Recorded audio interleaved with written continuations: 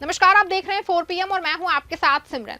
दोस्तों, पूर्वांचल की एक कहावत है कि बाप बड़ा ना भैया, सबसे बड़ा रुपया। शायद यही कहानी उपराष्ट्रपति के चुनाव में महामानव चिट्ठी पार्टी की ओर से तय कर दी गई थी। इसका एक बड़ा दावा सामने आया है कि उपराष्ट्रपति चुनाव में वोट के बदले नोट का खेल जम के चला है। विपक्ष के 15 सांसदों को तोड़ने के लिए 300 करोड़ रुपए तक महामानव जी पार्टी ने जो है खर्च कर दिए और 15 वोट क्रॉस करा के गेम पलट दिया। और अब बड़ी शान से अपने संसदीय कार्य मंत्री जी इंडिया गठबंधन के उन सांसदों को बधाई दे रहे हैं और कह रहे हैं कि अंतरात्मा की आवाज सुनी गई है। सवाल यह है कि सीपी राधाकृष्णन का कौन सा गुण था जो विपक्ष के सांसदों की अंतरात्मा जाग गई, या तो ये नोट के बदले वोट वाला खेल सही है। पूरे मामले पे मैं आपके साथ लगातार 8 मिनट तक तगड़ी वाली चर्चा करने वाली हूं, जिससे कि मैं बताऊंगी कि नोट के बदले वोट वाला खेल कैसे आया और ये किसका दावा है कि एक एक सांसद को खरीदने के लिए 15 से 20 करोड़ रुपए खर्च किए गए हैं। दोस्तों, कल हुए उपराष्ट्रपति के चुनाव ने अपने आप में एक इतिहास लिखा है। 781 में से 767 सांसदों ने वोट डाले, 15 इनवैलिड हो गए और रिजल्ट ने सबको चौंका दिया। बीजेपी लगातार चिल्ला रही है कि उन्होंने 15 क्रॉस वोट्स करा के बड़ी जीत हासिल की है।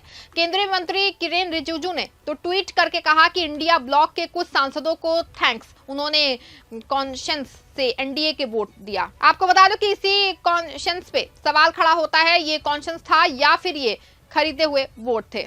बीजेपी के जनरल सेक्रेटरी बीएल संतोष ने भी पोस्ट किया है दोस्तों, कि उन्होंने लिखा कि इंडिया लीडर्स ने कॉन्शियंस वोट की अपील की है और उन्हें वैसा ही मिला। लेकिन पूरे मामले में बड़ा सवाल यह है कि सीक्रेट बैलेट था तो क्रॉस वोटिंग कैसे पता चली। बीजेपी के पास 427 वोट होने चाहिए थे, वाईएसआर कांग्रेस के 11 जोड़ो तो 438 वोट एनडीए के होते हैं।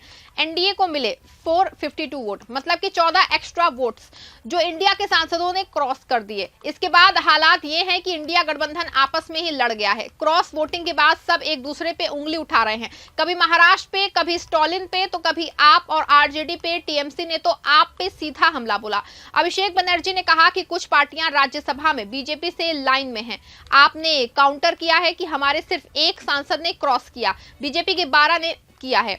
सौरभ भारद्वाज ने कहा कि 27 इंडिया सांसद क्रॉस वोटेड, 12 बीजेपी वाले भी हैं।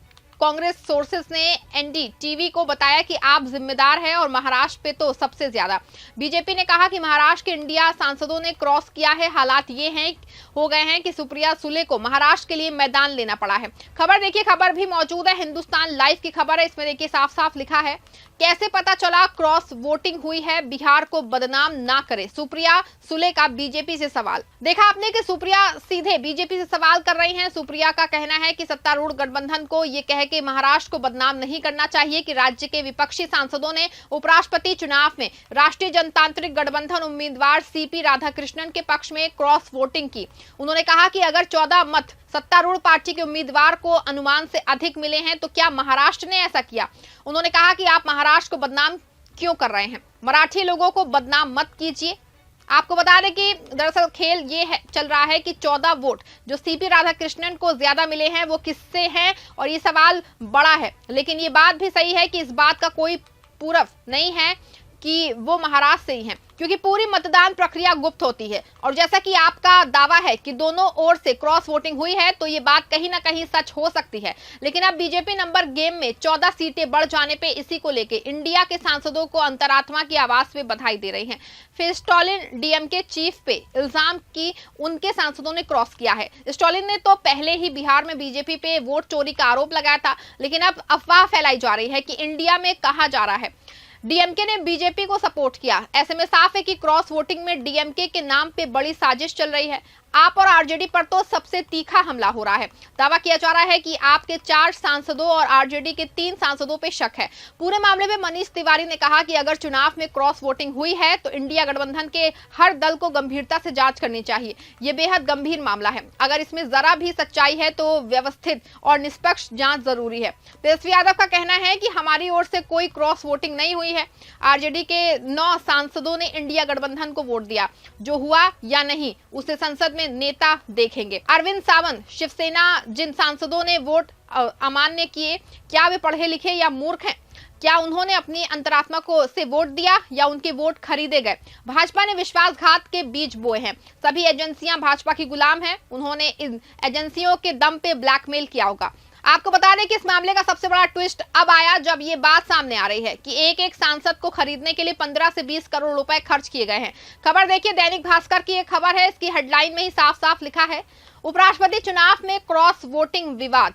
टीएमसी बोली बीजेपी ने विपक्षी सांसदों को 15 से 20 करोड़ में खरीदा। भाजपा ने कहा इंडिया गठबंधन में फूट। हेडलाइन से साफ है कि 15 से 20 करोड़ में एक एक सांसद को खरीदा। अभिषेक बनर्जी ने कोलकाता एयरपोर्ट पे कहा कि कुछ लोगों से बात की, बीजेपी ने हर सांसद पे 15 से 20 करोड़ खर्च किए, बोरे भर के पैसे लाए, वोट खरीदे। ये दावा सुन के हड़कंप मच गया है। बनर्जी ने कहा कि प्रतिनिधि जनता का विश्वास बेच रहे हैं, लेकिन जनता नहीं बिकेगी।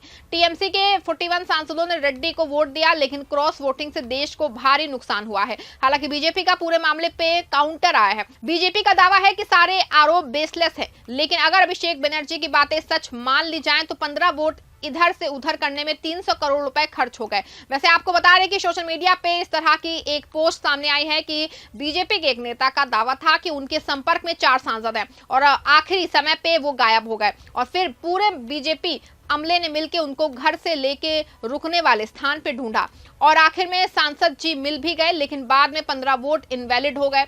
ऐसे में क्या हुआ होगा, कुछ अनुमान लगाना जो है मुश्किल ही नहीं, नामुमकिन है।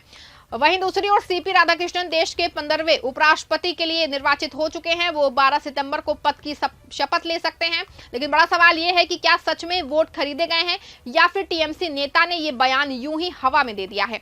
वैसे जिस तरह से अंतरात्मा की बातें बीजेपी कर रही है, तो एक बात तो साफ है कि अंदर खाने में कुछ ना कुछ तो खेला हुआ है। कैसे एक साथ 15 सांसदों के वोट इनवैलिड हुए हैं और कैसे 15 से ज्यादा की क्रॉस वोटिंग हुई है, ऐसे पूरा मामला सवालों के घेरे में है। कहीं ना कहीं ये बात भी साफ है कि 15 क्रॉस वोटिंग पे बीजेपी इसलिए भी ज्यादा आक्रामक है कि वो जानती है कि इससे इंडिया में सिर्फ फुटअव्वल होगी और जो है यही वजह है कि इसको बार बार बताया जा रहा है। लेकिन हमारा सवाल आपसे ये है कि क्या सच में 15 से 20 करोड़ रुपए खर्च करके वोट खरीदे गए हैं या फिर टीएमसी का दावा यूं ही फेक है?